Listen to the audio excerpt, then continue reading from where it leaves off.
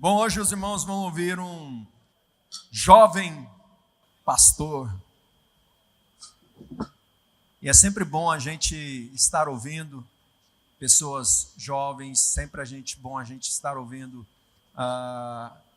pessoas que a gente está vendo e viu desde pequeno crescer, corrigiu, puxou a orelha e hoje a gente vê no púlpito. Vem para cá, Vitão, vai dar a palavra para nós nessa noite. Amém.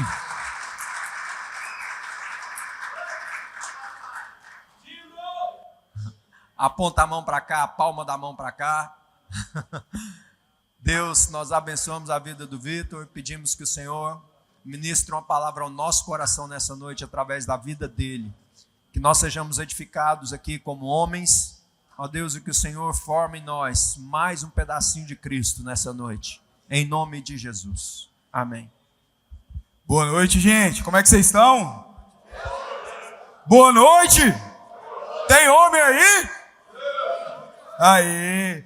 E não foi pouco não, né, bispo? Que você corrigiu na época do colégio, né? Te deu trabalho. Deu trabalho pra você também, Neizinho? Um tiquinho. Pro meu pai não precisa nem falar, né? E não sei vocês, mas eu gostei muito desse cenário aqui de hoje. Tá bem a nossa cara, né? Mas o que me chamou a atenção, eu falei, cara, eu vou falar disso. Interditado para manutenção, sabe?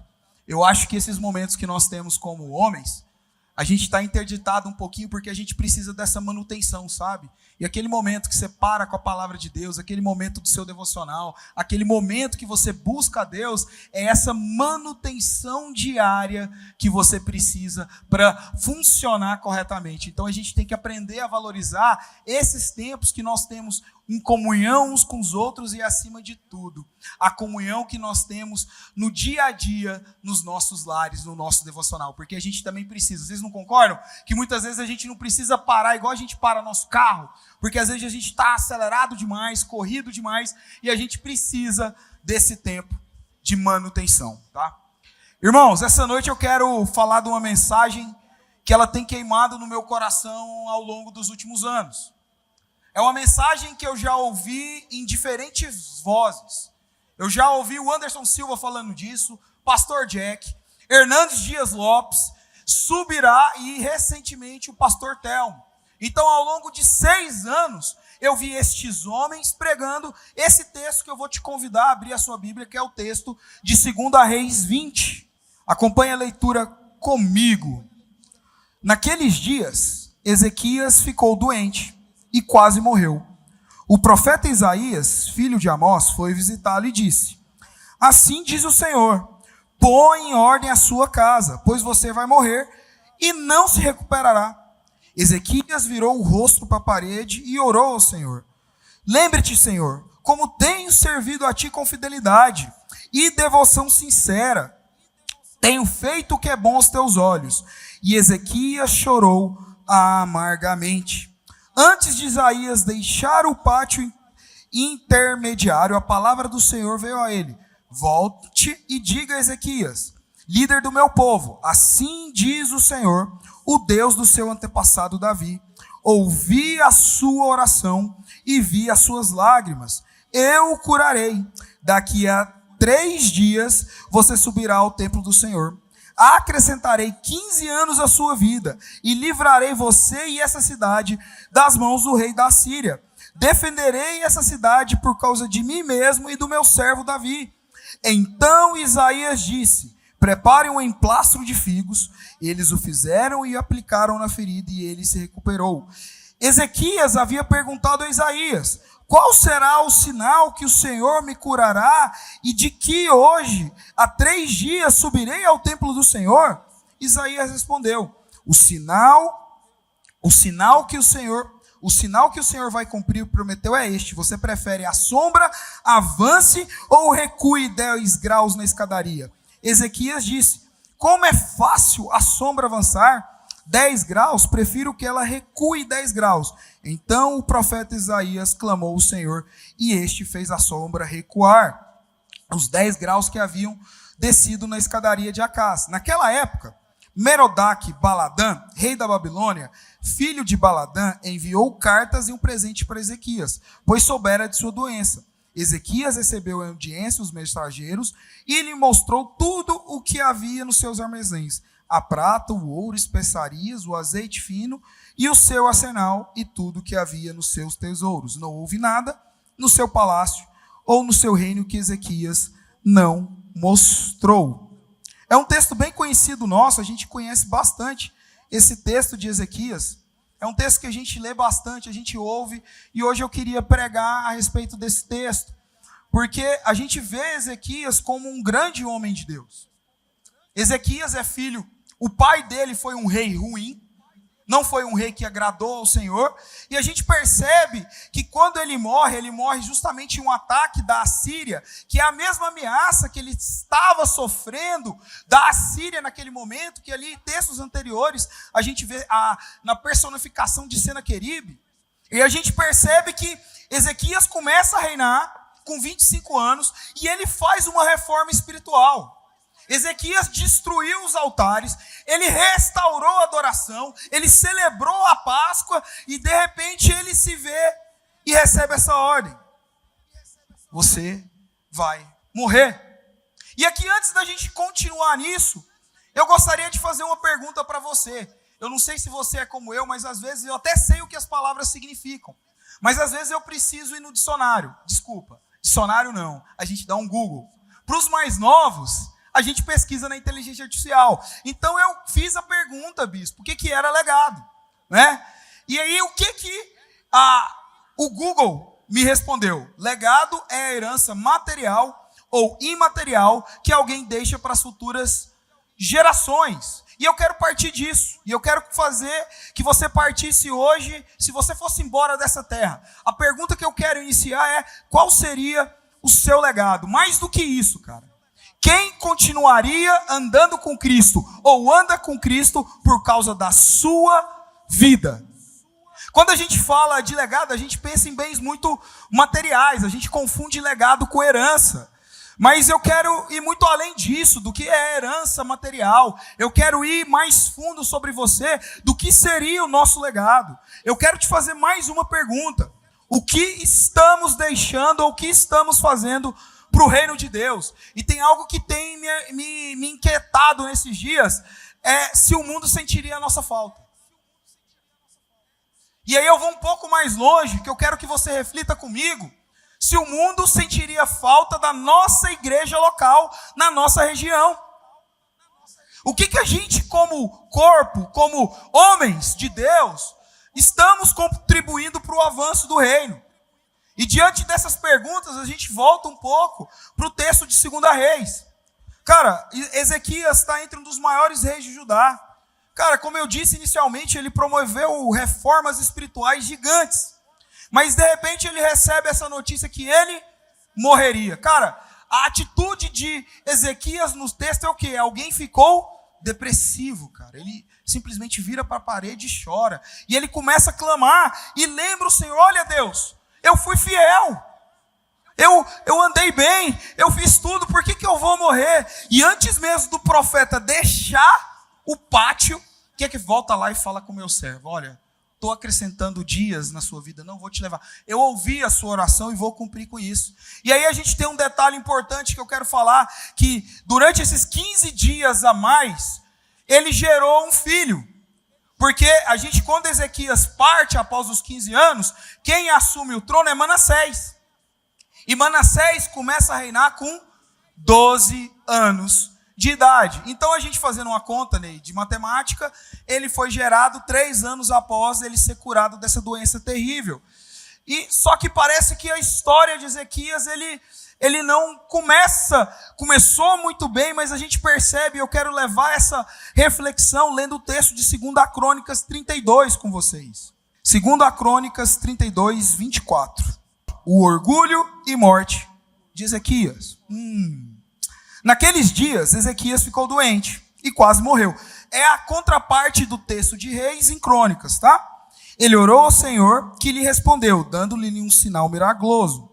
Ezequias, porém, tornou-se orgulhoso e não correspondeu à bondade com que fora tratado. E por isso a ira do Senhor veio sobre ele, sobre Judá e sobre Jerusalém. Então Ezequias humilhou-se, reconhecendo o seu orgulho, como também o povo de Jerusalém por isso. A ira do Senhor não veio sobre eles durante o reinado de Ezequias. Ezequias possuía muitas riquezas e glória, construiu depósitos para guardar prata, ouro, pedras preciosas, especiarias. Também construiu armazéns, fez ainda estábulos, diversos rebanhos para as ovelhas, construiu cidades, adquiriu muitos rebanhos, pois Deus lhe dera muitas riquezas. Foi Ezequias que bloqueou o manancial, e ele continua falando. Contudo, no verso 31, quando os governantes da Babilônia enviaram uma delegação para lhe perguntarem acerca do sinal milagroso que havia ocorrido no país, Deus o deixou para prová-lo e para saber que tudo que havia em seu coração. Aqui o texto de 2 Crônicas, ele acrescenta algumas coisas interessantes sobre esse episódio da visita dos mensageiros da Babilônia. Que aquilo aconteceu para que Ezequias fosse testado. E agora imagina, porque o texto também, os dois textos trabalham dessa forma. Cara, Ezequias foi um rei próspero, vocês concordam comigo? Cara, e aí quando chega aqueles mensageiros que vieram de longe, ele fala, cara, é a hora de eu mostrar o tanto que eu construí coisa bacana. Ele mostra tudo, cara. Só que o próprio texto já diz que eles vieram para ver um sinal milagroso que havia acontecido. E presta atenção, a cura dele, aí fala que teve um emplasto de figos, ungiu, mas pensa agora não somente na cura, porque Deus pode usar meios naturais para operar uma cura milagrosa, tá? Ele pode agir de maneira sobrenatural ou com meios naturais. Deus, ele decide, ele é soberano. Porém, agora pensa comigo, se algum dia o ponteiro do seu relógio voltou no tempo. Seu ponteiro do seu relógio alguma vez já fez isso, Neidivan? Saulo? O que Deus fez para testemunhar que aquilo ia se cumprir? Cara, o relógio solar de acaso vai recuar. Cara, Deus mexeu no sistema solar, na estrutura, né? Deus voltou no tempo, cara. Olha a ficção científica. E olha o tamanho do sinal. Cara, isso é um milagre gigantesco. Só para falar, cara, eu vou fazer o que eu fiz. E essa era uma oportunidade de justamente Ezequias apontar para a glória de Deus. Mas ele faz diferente. Ele abre o tesouro, ele mostra a prata, o ouro, as armas, o palácio, mostra tudo. E o texto de 2 Reis 23 diz, nada houve em seus tesouros, nem em todo o seu domínio que Ezequias não lhe mostrasse. Perceba, o problema aqui não era que ele foi hospitaleiro demais. O problema era o que ocupava o coração de Ezequias. E o início do texto de Crônicas diz, era o orgulho. E você pode me dizer, Vitão, eu não tenho um carro velho para mostrar para ninguém. Se alguém me mandar visitar, ou eu não tenho ouro, eu não tenho prata, eu não tenho nada para mostrar. Ou ainda você pode ser muito novo e começou a construir a sua vida e você talvez não tenha nada para mostrar para ninguém se alguém for te visitar. Mas existe algo, e eu quero fazer uma aplicação do texto, que quantas vezes por dia pessoas são enviadas para que nós, como corpo, como igreja, proclamamos o reino de Deus e nós falamos de futebol, de investimentos, dos nossos hobbies, dos nossos lazeres, e nós não anunciamos para os ímpios e para o mundo carente da mensagem do Evangelho a glória de Deus que foi lá na cruz. E esse texto ele tem que mexer conosco, porque às vezes, muitas vezes a gente tem que responder essa pergunta, o que tem ocupado o nosso coração? Com que você tem gastado o seu tempo? Sabe? Eu tenho orado e pedido ao Senhor para eu não construir nada, nenhum tipo de tesouro perecível. Eu quero construir uma riqueza no porvir. Porque os 80 anos, 70 anos que eu vou passar na terra é muito curto diante da eternidade. Então eu quero focar e me preocupar com as coisas que são eternas. E o que vai passar de fato são vidas, são pessoas, são a comunhão, é aquilo que a gente está construindo para a eternidade. Porque o dia que a gente for para o caixão, cara, acabou. Eu não quero partir dessa terra e ser reconhecido como um grande homem de Deus. Mas eu olhar lá no céu e a minha filha não está comigo, cara. Não faz sentido para mim. E obviamente que a minha filha, ela tem a responsabilidade individual da escolha dela de Cristo, cara. Mas a minha tarefa é ensinar, orar, interceder, e eu nunca vou deixar de fazer. Nunca. Porque ela tem a responsabilidade e o poder de escolha quando ela chegar na idade.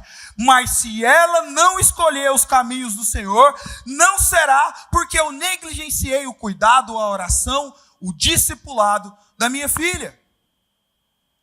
E quando aqueles visitantes, eles queriam conhecer a Deus, cara, era a hora de Ezequias. Toda honra, toda glória é dada ao meu Deus, ao meu rei. Ele escolheu dar glória a Ele. E aí Deus não divide a sua glória com ninguém. E aí a gente vai para o texto de 2 Crônicas, que são textos semelhantes e complementares. E acrescenta o detalhe: Deus deixou para prová-lo. De novo, o que há no seu coração. Cara, e tem algo que nem toda boa oportunidade vem da parte de Deus. Você já parou para pensar nisso? Pensa em um cenário. Um CEO, um gerente recebe uma proposta de sair ali de uma faixa salarial de uns 22 mil reais para se tornar um diretor, para subir de cargo, se tornar um presidente, um CEO, né? E de repente esse salário ele sai dos 20 ali, 20 e pouco, e passa para um salário líquido de 40 mil. Pô, que oportunidade. Mas tem um detalhe, ele vai ficar menos em casa. Ele não vai conseguir discipular a sua família, ele não vai poder estar na igreja mais, ele não vai poder ter tempo para o reino. Será que mesmo essa é uma boa oportunidade? E a gente precisa aprender nos nossos dias a reconhecer aquelas oportunidades que de fato vêm do Senhor e aquilo que são armadilhas do diabo ou ainda testes do Senhor para provar onde está o nosso coração. A Babilônia não era a visita diplomática, era uma prova espiritual. Então, de repente, a gente tem Isaías que anuncia um duro juízo. Cara, tudo que você tem vai ser levado para a Babilônia. Pensa você, ralou a vida inteira, construiu tudo, e de repente alguém fala, tudo vai embora, cara, nada vai ficar. Todo o seu esforço vai ser tirado daqui. E ele fala, até os seus descendentes vão ser levados cativos. E a resposta de Ezequias, ela é surpreendente, cara. Boa é a palavra do Senhor. E o próprio texto explica o pensamento. Porque haverá paz e segurança em meus dias. Você percebe o que está acontecendo? Cara, e vamos voltar para o texto. O texto diz que os filhos de Ezequias se tornaram eunucos. Você sabe o que significa eunucos? Cortar. Ele não vai poder mais gerar filhos. Hoje a gente perdeu um pouco do contexto, mas no período da Bíblia, cara, os filhos era a herança, ele era a descendência. Então era muito importante e tinha um valor muito alto a geração, a continuidade da linhagem. Perceba, e ele era um rei. E mesmo assim, na hora que ele falou, cara, sua descendência vai acabar. Ele, não, boa essa palavra. Olha o tamanho da preocupação nenhuma de Ezequias. Cara, comigo está tudo bem. Se eu tiver paz, se tiver tudo bem, e se o problema virar depois, problema de quem, no tempo de quem vir. E talvez, cara, esse egoísmo que nós vemos na pessoa de Ezequias, seja o mesmo problema que eu e você como homens enfrentamos, cara. Sabe, a gente terceiriza todas as nossas decisões, cara. É muito comum os homens terceirizarem as nossas decisões. A gente terceiriza, cara. A gente deixa para os outros, a gente deixa até para as nossas esposas, né? E a gente cada vez mais se torna omisso, né? E aí Deus aprontou uma comigo, Ney. Eu estava doido, louco, para trocar de carro. Com comichão. E eu coloquei na minha cabeça que eu ia trocar de carro. Mas e se der errado? A culpa é de quem? Do meu comichão. Só que um dia eu amanheci, tinha escolhido o carro, tinha feito tudo, amanheci, a gente acorda cedo, sentei e falei, vou comprar o carro. E a Neiliane olhou para mim e falou, tá bom, você concorda? Faz do jeito que você achar melhor. E ali, Ney, ela não estava falando dando de ombros. Ela só disse para mim que a decisão era minha. Tá? Só que aquele momento, o que aconteceu naquele exato momento? Uma discussão lá em casa se formou.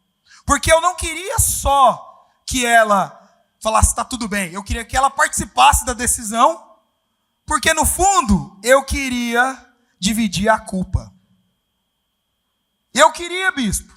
Só que naquele momento eu não consegui reconhecer isso. E olha que as pegadinhas que Deus faz com a gente. Eu saí de casa pistola, dando tiro pra cima, cara. Já escolhi o carro, tô com dinheiro, tenho condição, não tô dando um passo maior que as minhas pernas e eu quero trocar de carro, cara. Aí eu tô entrando na marginal, a minha musiquinha, não tava nem conseguindo conectar na música ali, falar com Deus. E no dia anterior eu tinha lido o texto de Acabe, quando ele vai brigar pela vinha, Ney. Ele vai lá, quer comprar a vinha que é do lado do castelo. E na hora que eu tava lendo aquilo, eu olhei assim, nossa, que banana, velho, que cara trouxa. Precisou da mulher para ir lá brigar. Para você que não lembra do texto. Acabe, ele deseja comprar uma vinha. Era a vinha do lado do palácio. Ele sai lá, olha assim, nossa, que vinha legal, cara. Eu quero comprar essa vinha. E que legal. Aí ele chega lá no vizinho dele, vou comprar sua vinha. Rapaz, eu não quero te vender, vai embora. Acabe vai para casa, deita aí, chora. Jezabel, o que aconteceu com esse homem aí? Esse Palerma? Ah, ele tá chorando porque não quis vender a vinha lá de Nabote. Não é? Deixa eu resolver isso para ele. Acabe vai lá e mata o cara. E aí ele chega lá e fala, levanta e toma a posse da vinha. Beleza, eu tinha lido e falei, que banana. Tô dirigindo o meu carro. Aquele pensamento intrusivo. Então só Acabe que é um banana. Por que você está terceirizando sua decisão? É sua. Cara, e a gente faz isso todo dia porque a gente quer dividir a culpa e a gente não consegue tomar a decisão, cara. A gente não consegue assumir a nossa responsabilidade. A gente não consegue bater no peito. Cara, aquele dia eu virei um menino dentro desse carro. Fui lá e comprei o carro. Deu errado? Não. A decisão era minha. Eu só precisava decidir. Lógico que havia conversas que deveriam ser tomadas, mas eu não, a decisão de poder comprar um carro já tinha dado, eu só queria que ela falasse assim, tamo junto, vamos lá, porque se desse errado eu não queria que ela falasse, eu te avisei, não era a hora, e eu não queria ouvir isso. Então a gente precisa entender, e eu queria fazer um parênteses, indicar um livro para vocês, que é o Silêncio de Adão, do Larry Crabb. Cara, que paulada que é para nós que somos homens, porque nós somos mestres em ficar calados, nós somos mestres em ser omissos, e ele remota isso ao pecado original de Adão, e ele chama para a gente entender que muitas vezes ao longo da nossa vida, não existe muito certo e errado. Existia certo e errado em comprar um carro? Não.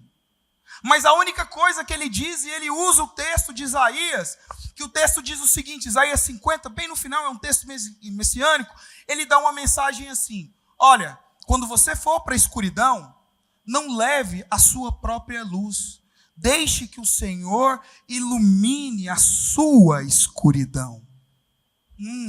Então, quando nós passamos por decisões simples, como uma troca de carro, ou decisões complexas, que envolvem saúde, que envolvem profissional, recursos, não leve a sua própria luz, mas confie na luz do Senhor. Porque o texto de Isaías diz, maldito é aquele que entra na escuridão e leva a sua própria luz. E esse é o nosso perigo, que é o perigo de Ezequias. A gente esquece que de verdade é legado. A gente muitas vezes quer só construir um patrimônio. E tem algo pior. Talvez você não está construindo nada, cara. A gente só está se afundando em delitos e pecados e buscando a nossa própria satisfação. Porque o Senhor da sua vida é o seu ego, é o seu estômago. E aí você não entende por que você não vence pecado. Você não entende porque você ainda é escravo da pornografia, escravo da mentira, do adultério ou do roubo. Porque o Senhor do seu coração ainda é o seu estômago. Sabe quem que chora quando precisa de comida? É um bebê. E eu acredito que nessa noite não tem ninguém aqui que é bebê. E porque nós, homens maduros, homens fortes, valentes, homens de Deus, ainda choramos e somos guiados pelo nosso estômago. Cara, e aí tem algo que queima no meu coração. Eu até chamei meu pai para escrever um livro comigo. Discipulando gerações. Porque o problema de Ezequias, ele não tinha consciência de preparar um sucessor. Manassés era o seu sucessor natural. E a gente percebe na história que ele não foi preparado para a sucessão. Muito pelo contrário. Ele desfez tudo que o pai dele havia feito. Cara, e poucos de nós, talvez aqui não, bispo, mas o mundo aí fora, tem gente que não preocupa se ele está ou não levando a sua família para Cristo, se ele está levando ou não a sua família para a palavra de Deus, levando a sua família para conhecerem de fato Jesus. Cara, e a gente fica preocupado só com aquilo que eu vou deixar de valor material. A gente preocupa muito o que a gente vai deixar, mas a gente não preocupa com quem a gente vai deixar. E aí eu volto no início do texto de 2 Reis 20, que o profeta primeiro, ele chega e diz assim: põe a sua casa em ordem. No hebraico a expressão ela é muito mais forte, é assim: dá ordens à tua casa. Cara, não era só organizar documento, era colocar a família em ordem. Só que também não é em ordem de organizar as coisas. Era uma escala de prioridade. Era preparar a sucessão. Era estabelecer a direção espiritual. Era organizar aquilo que permaneceria após a sua partida. Cara, e deixa eu te falar, até para morrer a gente precisa deixar as coisas em ordem. O Ney falou sobre isso. Que não tem dívida, que ele faz de tudo, porque se ele partir, a Carla tem que estar bem assegurada. Então a gente precisa pôr em ordem. Ordem é organização, é prioridade. E o erro de Ezequias começa quando talvez a casa dele não estava em ordem. Veja, o pior rei de Judá nasceu de Ezequias. E o texto que diz isso, vamos lá em Jeremias 15, 1 ao 4. Então o Senhor me disse: ainda que Moisés e Samuel estivessem diante de mim, intercedendo por esse povo, eu não lhe mostraria favor. Expulse-os da minha presença, que saiam. Se perguntarem a você, para onde iremos, diga-lhes assim: assim diz o Senhor, os destinados à morte para morrer, os destinados à espada para a espada, os destinados à fome para a fome, os destinados ao cativeiro para o cativeiro. Enviarei 4 tipos de males contra eles, declara o Senhor: a espada para matar, os cães para dilacerar, as aves e os animais selvagens da terra para devorar e destruir. Falei deles por motivo de temor de todos os reis da terra, porque tudo que Manassés, filho de Ezequias, rei de Judá, fez em Jerusalém. O que a gente está gerando? Ezequias, por causa que ele não obedeceu à ordem, ele gerou o cativeiro. A Bíblia não fala para a gente que foi um erro prolongar a vida de Ezequias. Muito menos que Deus errou a responder a sua oração. Mas o texto bíblico ele nos dá uma advertência séria. É possível nós experimentarmos milagres poderosíssimos e ainda falhar na formação da próxima geração. A fidelidade hoje, a nossa fidelidade nesses dias, não garante automaticamente a fidelidade dos nossos filhos. Como eu disse, se a gente ainda faz tudo certo, qual garantia eu e você vamos ter que os nossos filhos farão boas escolhas e ainda serão fiéis ao Senhor? E é justamente por isso que a gente precisa ser intencional com aquilo que a gente está deixando para a nossa família. E aí eu quero voltar e fazer uma pergunta. Quantos homens no nosso tempo atual Deus está falando para nós? Põe a tua casa em ordem. Talvez não seja uma enfermidade, talvez não seja o profeta batendo a sua porta, mas Deus continua dizendo, coloque a sua casa em ordem. E a gente inverte as prioridades. A gente constrói carreira, a gente não constrói nada, a gente constrói patrimônio, constrói imagem, a gente alimenta o nosso ego, afundado num monte de pecado. Mas quem está construindo os nossos filhos? Quem que está formando a próxima geração da nossa igreja local? Quem continua fazendo isso? Como eu e você estamos construindo o legado? Para pensar, como que a gente faz um legado? Como que se constrói um legado?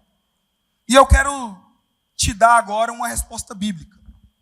Legado se constrói através do discipulado. Bonhoeffer tem uma frase que diz assim: o cristianismo sem discipulado é sempre cristianismo sem Cristo. Resumindo, não existe vida cristã sem discipulado. O discipulado é inerente à vida cristã. E o que é o discipulado? A gente tem dois aspectos do discipulado. Primeiro, eu me torno parecido com Cristo, e depois que eu me torno parecido com Cristo, eu preciso levar os outros a serem parecidos com Cristo. E agora mais uma pergunta: quem decidiu ser parecido com Cristo por causa da sua vida? E aí eu quero trazer alguns pontos do que é o discipulado, como que a gente acontece o discipulado. E o primeiro texto que a gente vai trazer é Deuteronômio 6, do 6 a 8. Eu não vou ler, mas é aquele texto, olha, quando você estiver andando, quando você estiver com o caminho, quando você se assentar à mesa, cara, fale, escreva nas paredes da sua casa as letras dessa lei, escreve os versículos, coloca tudo lá, porque a gente vai ensinar pelo caminho. E o que esse texto nos diz? Que o discipulado ele não acontece no acaso. Não acontece somente na igreja, não acontece só em uma sala de aula, ele acontece na convivência. O discipulado acontece pelo caminho, quando a gente está sentado, quando a gente anda, quando a gente se deita, quando a gente se levanta. O discipulado ele vai acontecer na mesa, no carro, durante o almoço, antes de dormir, é na rotina. E aí eu gosto demais dessa palavra, a gente tem que ser intencional com tudo, cara. E a primeira vez que eu ouvi essa palavra não foi da boca do Bispo Jonas, foi da boca da minha esposa. Você precisa ser intencional com a Lana. Sabe o que eu fiz disso? Um passeio no parque. Filho, é lindo, né? Quem fez isso aí tudo? Deus. Tá vendo? A glória de Deus se manifesta. A Lana, ela vê a lua. A primeira coisa quando a lua tá bonita, cara, ele fala: papai, a lua tá linda hoje. Aí o papai: Deus que fez. Cara, a gente precisa aprender a ser intencional, porque discipulado, ele é um estilo de vida, cara. Porque o cristianismo sem discipulado, ele não é cristianismo. Eu preciso levar outras pessoas a seguirem a Cristo, mas eu também preciso me tornar parecido com Cristo. Você é parecido com Cristo? Vou mudar a pergunta. Dia após dia, você tem apontado para o alvo que é Cristo? Porque perfeito, velho, a gente nunca vai ser. Mas a nossa vida, dia após dia, eu tenho que me tornar mais parecido com Cristo. E nesse caminho, eu tenho que apontar para Cristo de uma forma que eu vou levar outras pessoas a serem parecidos com Cristo. E aí eu preciso trazer, o meu pai está lá no fundo, toda hora a boquinha dele mexendo, eu acho que ele está até intercedendo comigo para tudo dar certo. Eu acho que ele fica mais nervoso do que eu. O Marcelo fez um joinha lá atrás. Obrigado pela intercessão. Isso é o que um pai faz. Porque eu não gosto de assumir isso publicamente, mas meu primeiro discipulador é ele. Porque senão ele fica achando demais, viu, gente? Aí, ó, tá vendo? Ele já se acha demais. Mas o meu primeiro pastor é o meu pai. Só Deus e eu, sabe o tanto que ele orou, velho, para que isso hoje se cumprisse, para que hoje eu entendesse o significado do discipulado. Cara, não foi fácil me criar, não. E só quando você escuta ele pregar e os exemplos que ele dá para você imaginar um pouquinho. O Saulo sabe, né? Primeiro gritando, né? Não, eu já aposentei, cara. Eu não canto mais, não. E quem estava no primeiro culto, no que meu pai pregou, ele falou que ele teve que falar para mim que eu não era bom para cantar. Para de cantar. E realmente, graças a Deus que ele fez isso. Só que hoje eu entendo o cuidado e o zelo que meu pai teve. Se você perguntar para o meu pai, eu cresci com isso, isso formou algo em mim. E hoje que eu sou pai, eu entendo essa expressão. Ele fala que uma das poucas vezes que ele teve tanta clareza na vida dele com a voz de Deus foi o dia que ele falou acerca de mim e do meu irmão. Que Deus disse a ele que nós seríamos a extensão do ministério dele. E o meu pai teve um zelo durante toda a minha vida, mesmo quando eu quis me afastar dos caminhos do Senhor, o meu pai nunca deixou de topar uma briga comigo, cara. Se eu chamasse ele para briga, ele batia de frente, porque, cara, eu não sou fofinho, tá? Deus tem feito isso comigo, mas quantas vezes nós batemos de frente? Por quê? Porque ele tinha um zelo. Um zelo. Eu já vi meu pai falar assim, eu largo o ministério, mas eu não aceito isso. Eu vou lá no apóstolo agora, entregar o meu ministério. Mas eu não concordo com o que você está fazendo. E aquele dia bateu doído. Mas ele foi plantando sementes no meu coração. E cara, uma ida no cinema para ver Star Wars era assim, cara, isso é satanismo. Isso é satanismo. Só que o dia que ele fez isso, ele não vai se lembrar. Ele estava morrendo de raiva de mim. Você lembra, pai? Não vou falar essa palavra aqui não, que depois o bispo não me chama mais para pregar. Cara, sabe por quê? Sabe essa escada aqui? Eu não sei se vocês lembram, aqui era um colégio, tá? E estava tendo oração, acho que por seminário de libertação, e tinha um monte de pastor de fora. E um pastor procura meu pai, eu tinha uns 16, 17 anos. E fala assim, pastor, bispo, eu não lembro o que ele era na época. Tem um casalzinho ali na escada, bispo, e o tempo parece que tá feio. Aí, vai lá. Na hora que ele chega na escada, ele bate na pedra da escada. Tinha que ser meu filho. Eu sei o quanto que aquilo foi doloroso para ele. Mas a gente nunca falou disso. Você sabe o que ele fez? Pegou eu e meu irmão, chegou em casa, colocou a gente dentro de um carro e me levou para assistir um filme que eu gostava.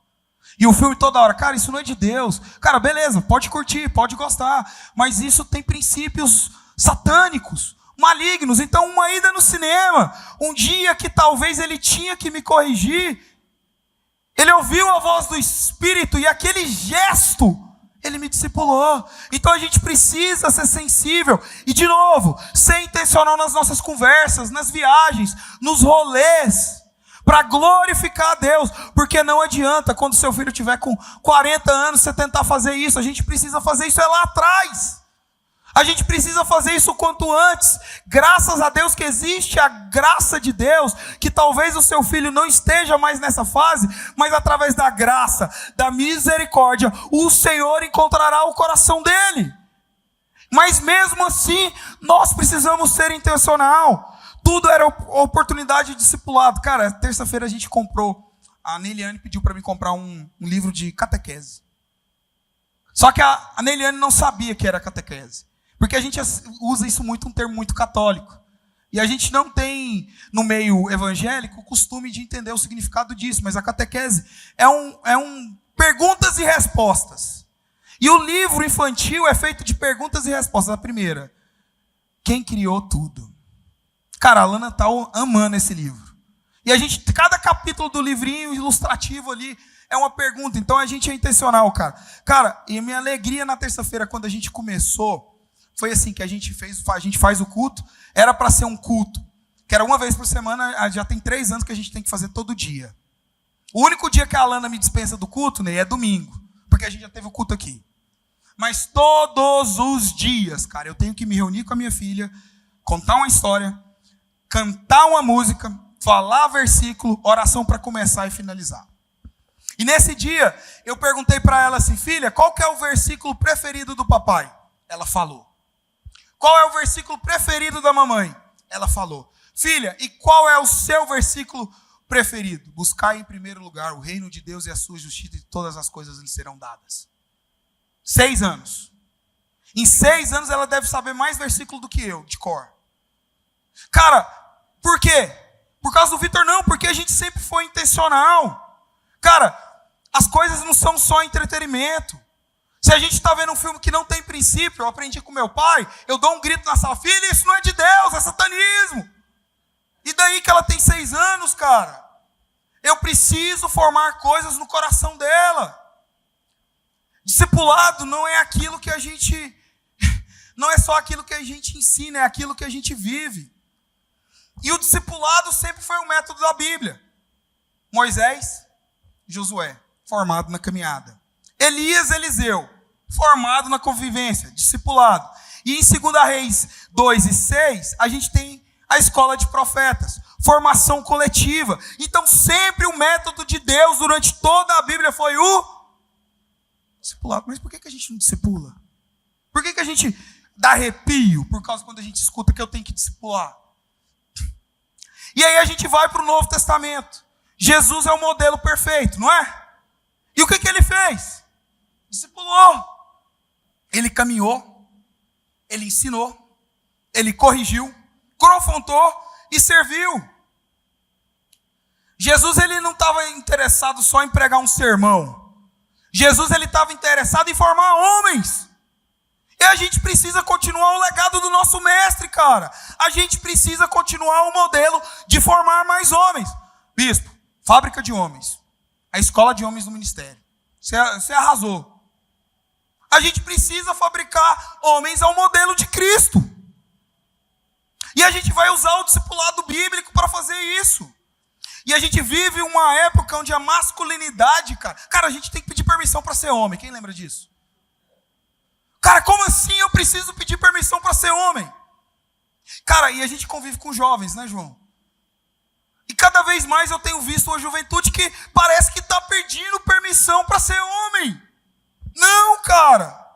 E como igreja a gente precisa aprender a manifestar essa masculinidade bíblica, sacrificial, deixar de ser egoísta, cara. Amar as nossas esposas e a nossa casa como Cristo amou a igreja. E aqui você pode falar, Vitor, mas você está falando muito de família, eu estou falando para os solteiros também, porque a gente precisa aprender a viver em comunidade, homens mais velhos formando os homens mais novos, porque a comunidade, o corpo de Cristo é isso.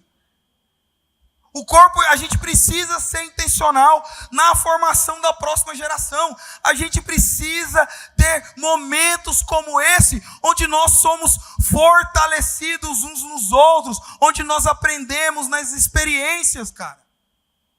A experiência de cada um de vocês aqui forma alguma coisa em mim, como as minhas experiências também formam algo em vocês. E a gente precisa aprender a viver em comunidade, cara. Porque a gente vai passar a eternidade junto. Cara, e a gente começa a pensar sobre tudo isso que eu estou falando aqui. A gente tem o reinado de Manassés. A Bíblia, ela é simples, mas não é simplista. Cara, a gente não vê que Deus errou ao acrescentar 15 anos à vida de Ezequias. Ela não diz que foi um erro, mas ela nos mostrou que um milagre não substitui discipulado. Cara, você pode viver um milagre todos os dias. A gente precisa aprender a viver discipulado.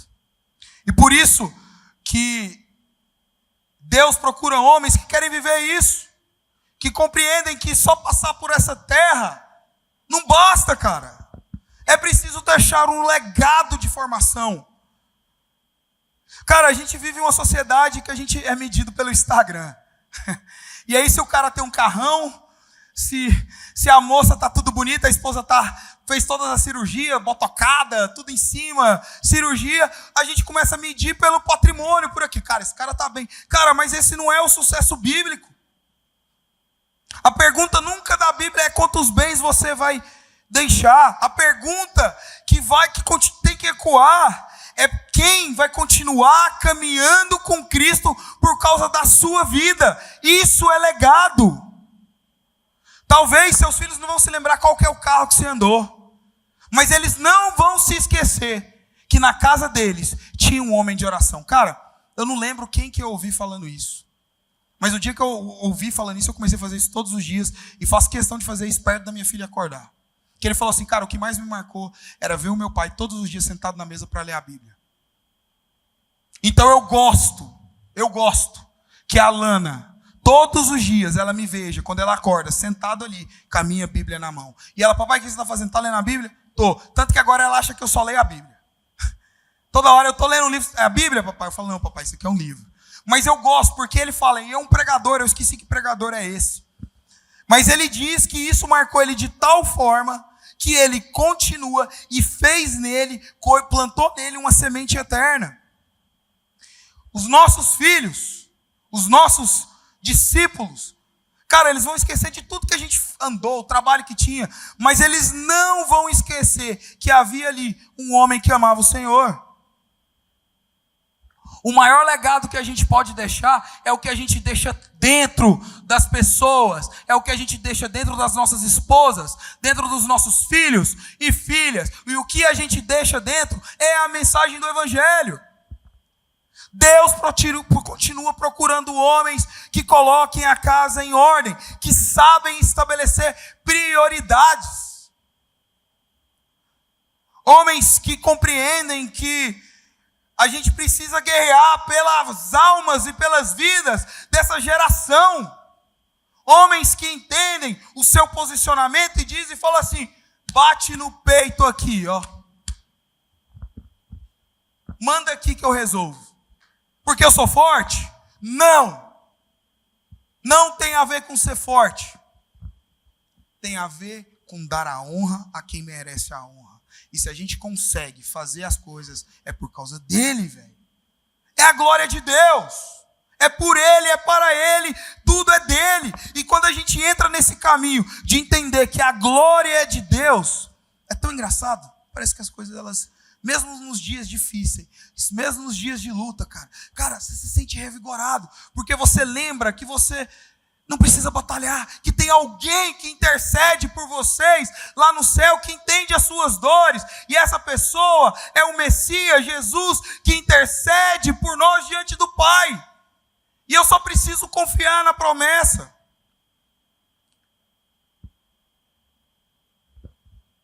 Nós precisamos transmitir a mensagem do Evangelho, seja nas nossas casas, seja para o avanço do reino. Ezequias foi um rei legal, cara. Ele construiu muita coisa. Não foi perfeito, porque nem a gente é perfeito. O legado dele terminou. Lá em Jeremias a gente leu que ele não foi porque Manassés, foi Manassés, filho de Ezequias, que eu vou levar esse povo para o cativeiro. Os tesouros foram levados, os filhos falharam, se tornaram eunucos. Cara, mas existe um outro rei, que ele chama Jesus Cristo. E lá em João 17:12, fala que ele não perdeu ninguém daqueles que o deu. Jesus não perde ninguém, cara. E ele continua nos chamando, homens, para continuar produzindo discípulos e construir um legado que vai permanecer para a eternidade. O modelo definitivo, gente, não é Ezequias, mas é Jesus Cristo de Nazaré. Ide, fazei discípulos. E deixa eu te dizer algo. Antes de eu ter qualquer discípulo, de eu ensinar, de eu pregar, a minha primeira discípula é a minha filha chamada Alana, cara. Eu queria te convidar a ficar de pé. Todas as vezes que eu vou pregar, eu falo assim, Deus, eu não quero ser duro, Pai. Eu não quero ser pesado, eu não quero passar algo do meu coração.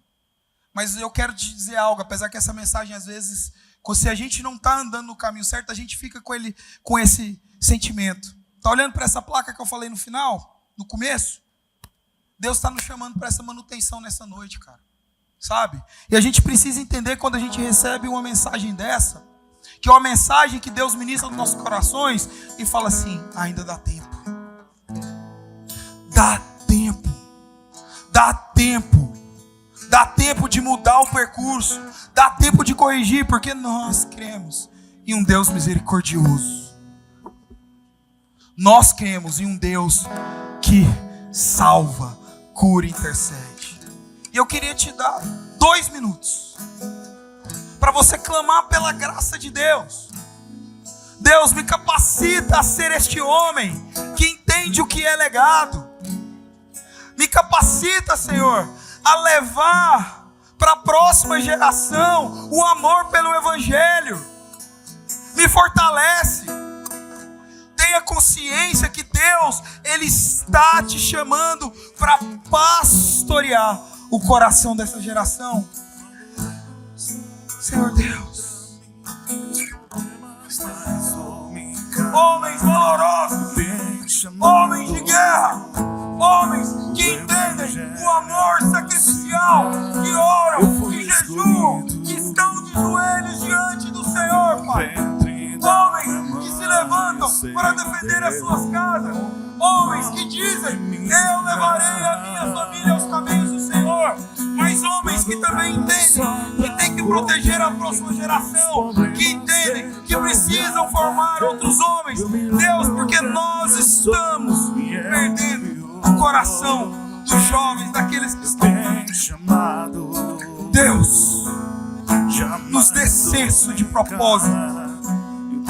Coloque em nossos corações, Pai, o desejo para formar a próxima geração. O desejo de anunciar o Evangelho, Pai. E nós muitas vezes falhamos.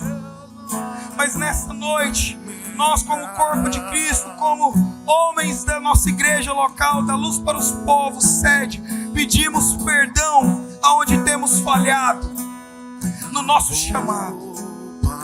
E hoje, nessa noite, que o Senhor possa vir com a tua graça. Restaura a nossa masculinidade bíblica. Deus, perdoa as nossas falhas, os nossos erros, Pai. E estabelece o teu reino. E que cada um de nós sejamos uma peça para que o teu reino avance. Faz de nós, Pai, essa ferramenta nas tuas mãos para curar uma geração que precisa de Deus, em nome de Jesus. Amém. Quantos que tem filhos?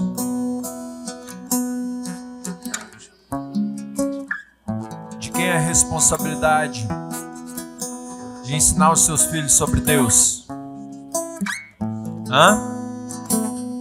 Não ouvi? De quem é a responsabilidade de ensinar os seus filhos sobre Deus? Fala, minha. Quem é a responsabilidade de dizer: eu e minha casa serviremos ao Senhor? Minha. De quem é a responsabilidade de cuidar de uma mulher bem? De quem? Para quem tem, né? Tem gente que não tem ainda. Tem uns meninos solteiros aí. Tem uns solteiros aqui. Ainda vai ter.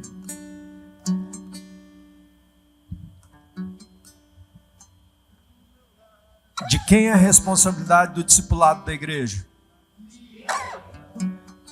Sempre digo isso. O discipulado na igreja só vai desencadear o dia que os homens bater no peito, falam assim: deixa com o pai. Entendeu? Se os homens forem na frente, a igreja vai. Se os homens não forem, a igreja não vai. Então é nossa. Nós que somos homens, nós temos esse papel, esse encargo de Deus, de estarmos à frente, estarmos na liderança. E a vida de Ezequias, o Vitor estava falando aqui, eu acho que eu escrevi um livro ali enquanto ele falava. A vida de Ezequias nos ensina algo que nós temos que estar sempre vigilantes. Nós não podemos passar a nossa vida construindo bens Eu nunca tinha percebido isso, Vitor, que Deus faz um milagre poderoso na vida de Ezequias. Quando chega o povo para ver o milagre, ele mostra os tesouros. Ou seja, o que ele valorizava, né? O que ele valorizava? Essa foi a pergunta que veio ali ao meu coração, né? O que nós valorizamos? O que nós valorizamos? Nós não podemos passar a nossa vida valorizando bens e nos esquecendo daquilo que nós temos que deixar dentro das pessoas. O Vitor começou com a definição de legado aqui, né? Vou te dar uma boa definição de legado para você levar com você para o resto da sua vida. Legado é o que nós deixamos dentro das pessoas. O que você vai deixar dentro dos seus filhos é a coisa mais importante de tudo. Mais importante do que bens, do que herança, é o que você vai deixar dentro deles. Amém? Acabamos por aqui. Deseja receber alguma oração ou atendimento? Entre em contato através do WhatsApp da Secretaria Ministerial e fale com um de nossos pastores.